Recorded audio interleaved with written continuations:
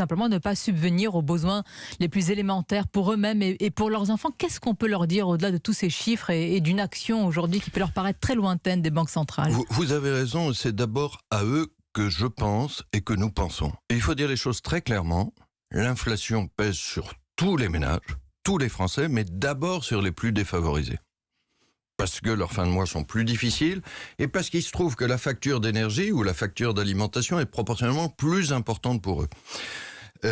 Et c'est pour ça que pour des raisons aussi non seulement de croissance économique dans la durée, mais de justice sociale, il est essentiel d'agir contre l'inflation. Ce que fait la France avec le bouclier tarifaire. Alors, c'est ce que fait la France avec le bouclier tarifaire qui doit être autant que possible ciblé vers les plus défavorisés de nos concitoyens, ceux qui souffrent le plus, et qui doit être temporaire. Je vais le dire autrement.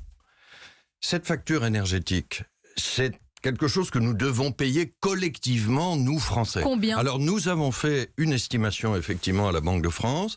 Si on compare la facture d'énergie 2022 cette année à celle de l'année dernière, c'est un surcroît.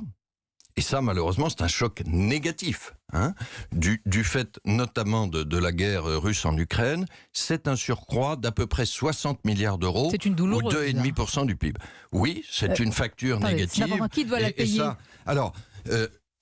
Nous devons répartir de façon équitable cette facture entre les trois grandes catégories d'acteurs économiques que sont les entreprises, les ménages et l'État ou la puissance publique. Nous ne pouvons pas faire disparaître cette facture.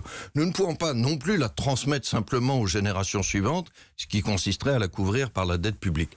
Alors, la répartition de cette facture doit tenir compte effectivement de nos concitoyens les plus défavorisés, mais elle ne peut pas peser entièrement sur l'État, parce que ça revient si on était au restaurant, ça revient à passer la facture aux clients suivants, c'est-à-dire la génération qui nous suivent.